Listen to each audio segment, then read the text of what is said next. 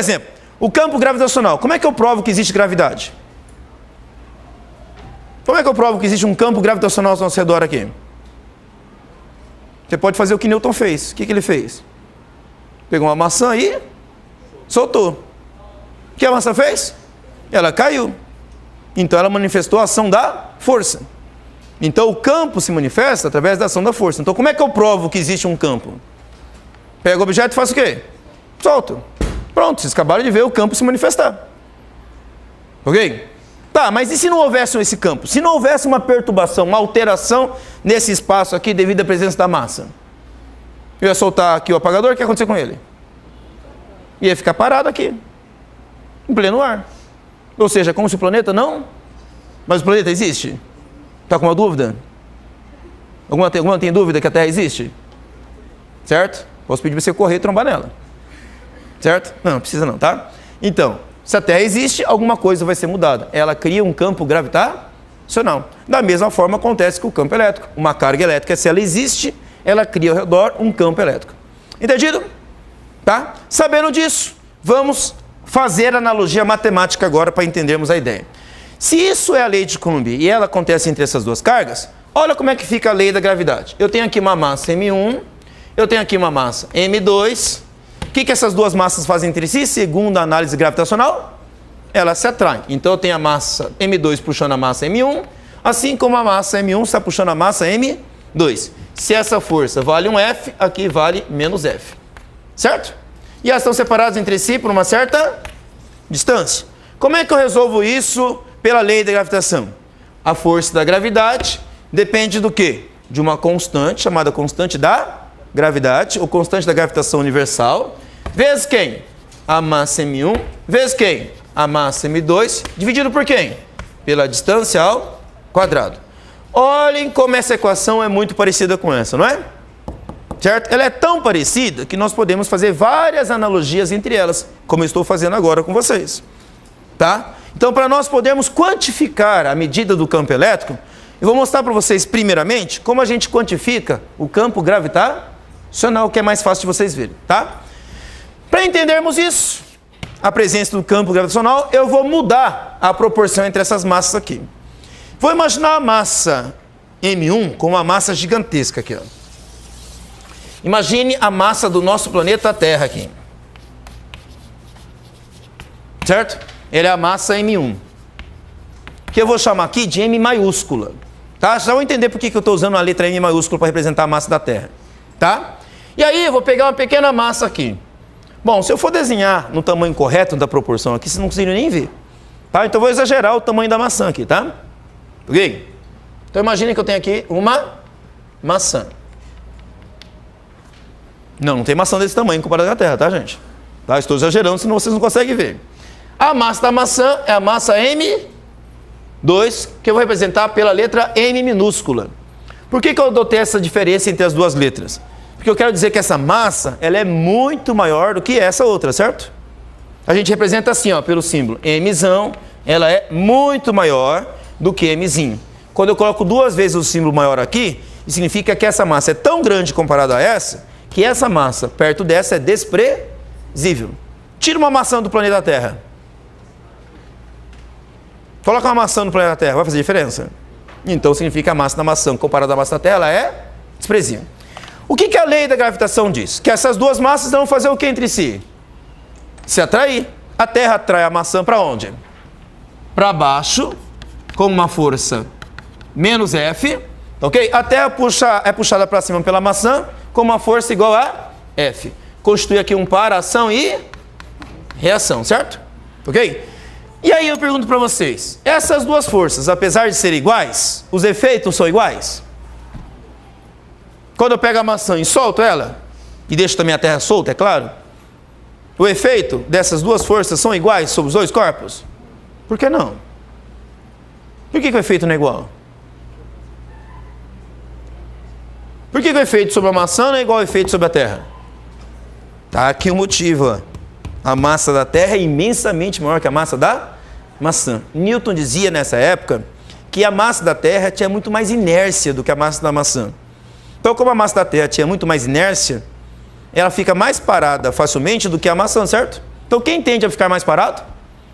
A terra. Então quem é mais fácil de se movimentar? Então na hora que eu solto a maçã, o que eu vejo a terra fazer? Ficar no mesmo lugar. O que eu vejo a maçã fazer? Cair. Então eu vejo a maçã cair ao invés da terra subir. Mas por quê? Porque a massa da terra é imensamente maior que a massa da maçã. Todo mundo entendeu isso? Por conta disso, essa força F aqui, tá? Ela pode ser calculada pela lei da gravitação universal. O valor de F é igual a quem? G que multiplica quem? M1. Quem que é o M1? É a massa da terra vezes quem? M2. Quem que é o M2? É a massa da maçã, que é o Mzinho, dividido por quem? Ah, pela distância que separa os dois aqui, certo? De centro a centro. Essa distância aqui, ó. Dividido pela distância ao quadrado. Essa é a lei da gravitação universal aplicada aqui, certo? Só que essa força que a maçã sofre ao ser puxada para baixo, ela também tem um nome mais usual no nosso dia a dia. Por exemplo, meu apagador não está sendo puxado para baixo? Pela força da gravidade? Eu estou sentindo essa força, que a Terra está puxando ele para baixo. Como é que eu chamo essa força por um outro nome aí? Força peso, exatamente. Um outro nome que nós damos a essa mesma força da gravidade é também chamado de força peso. E qual a letra que representa a força peso? É a letra P, certo? E como é que a gente calcula a força peso aqui? Isto, a força peso é igual a massa vezes a aceleração da gravidade. Não podemos esquecer que isso aqui é uma grandeza vetorial. Em módulo vai dar simplesmente mg, certo? Se isso é a força da gravidade e isso aqui também é força da gravidade, o que eu posso fazer com o módulo disso e o módulo disso aqui? Se os dois são a mesma força? Igualar. Então vamos igualar as duas equações. Eu igualo essa equação e essa equação em módulo. Como vai ficar? M vezes G é igual a quem? Quem é esse M aqui? A massa da maçã. Isso, estou calculando o peso da maçã. Do outro lado, como é que vai ficar? A constante da gravitação universal vezes quem? A massa da Terra vezes quem? A massa da maçã. De novo, olha aparecendo aqui de novo. Dividido por quem?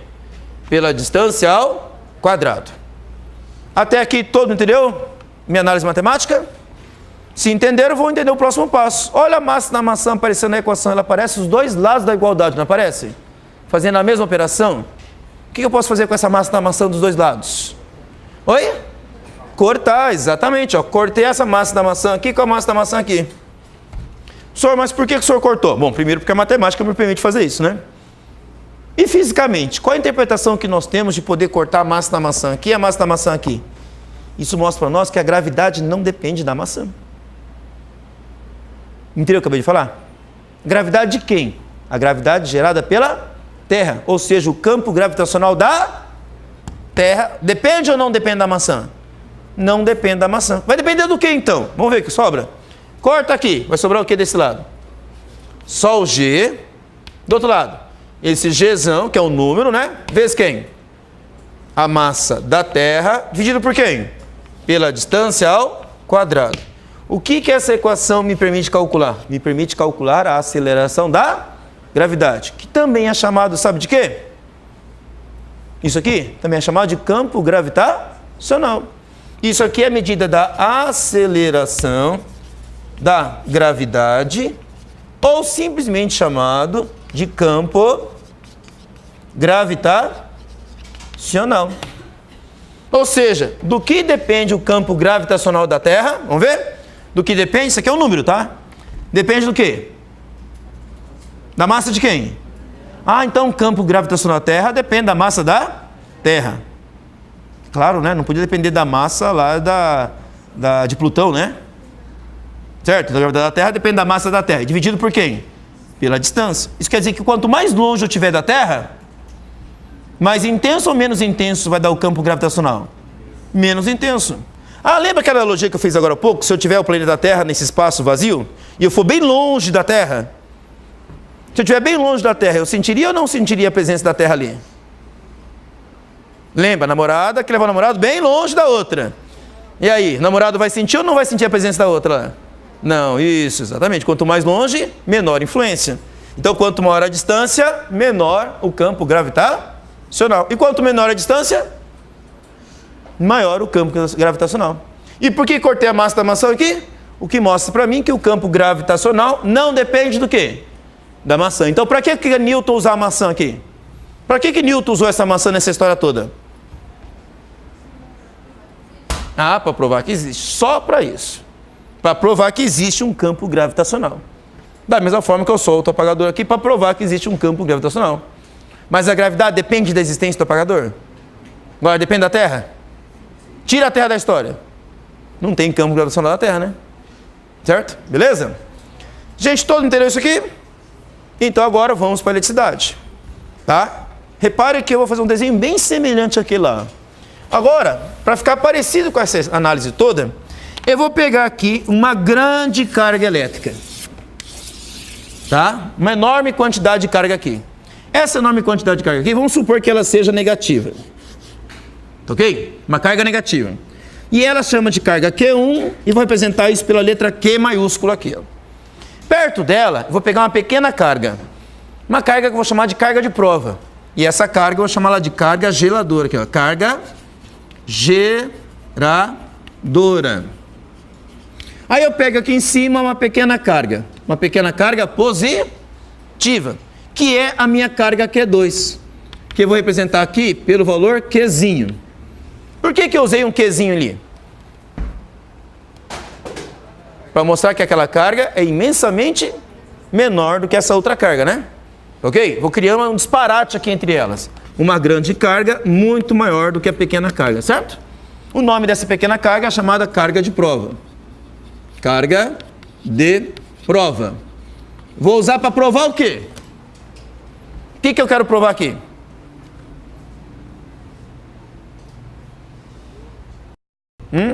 Eu quero provar que tomar leite com manga não faz mal. Não, eu quero provar que existe um campo elétrico. Ali eu provei que existe o quê?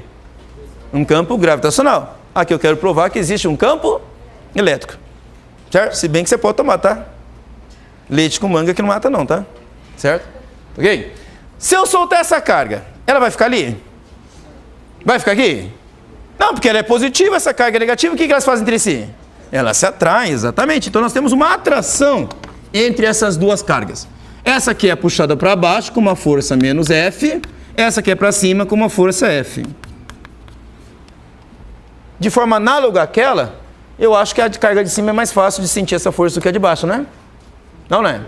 Então também de forma análoga, parecida com essa, eu devo ter uma equação parecida com a força-peso. Ali também, né? Devo ou não devo? Se eu estou fazendo uma analogia, né? Então eu devo ter uma situação parecida.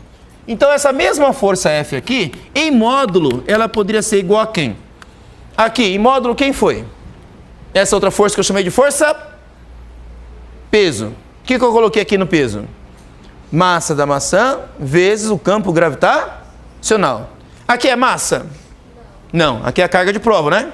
Então eu devo colocar o Qzinho, certo? Vezes quem? Lá foi o campo gravitacional. Aqui eu vou colocar quem? Campo elétrico, o E. Esse E aqui, ó, representa para nós o conceito chamado campo elétrico. Ok? E aí, essa equação me calcula o módulo da força elétrica. E essa equação aqui, ó, me calcula o módulo da força elétrica. Vamos reescrever ela só trocando as letras? Como é que ela vai ficar aqui, essa força elétrica? F é igual a quem? Pela lei de Coulomb. K, no lugar de Q1, quem que eu coloco? Qzão, no lugar de Q2. Qzinho, dividido por quem? Pela distância ao quadrado. Isso é força elétrica. Isso é força elétrica. O que eu posso fazer com essas duas equações? Igualar, exatamente. Isso é analogia. Do jeito que eu pensei lá, estou pensando aqui. Igualando essas duas equações, o que nós vamos ter? Vamos lá, igualando tudo isso. Qzinho vezes E é igual a quem?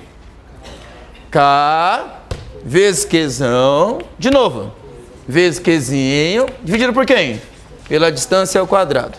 O que a matemática me permite fazer aí? Cortar os Qzinhos. O que a física interpreta disso? O que a física interpreta de eu poder cortar esse Qzinho com o Qzinho aqui? Ó? Que a carga de prova é desprezível na análise do campo elétrico. Ou seja, o campo elétrico depende da carga de prova? Não, é isso que nós interpretamos o fato de eu poder cortar aqui, certo? Cortamos, o que vai ficar? O que vai sobrar desse lado esquerdo da igualdade aqui? E, que é o campo elétrico. É igual a quem? K vezes Q dividido por quem?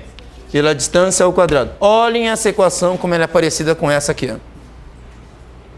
Ela não é parecida matematicamente? Claro, nós fizemos analogia sobre as duas situações e pensamos do mesmo jeito. Exatamente isso que eu comecei com a aula de hoje com vocês. Nós criamos um conceito chamado de campo.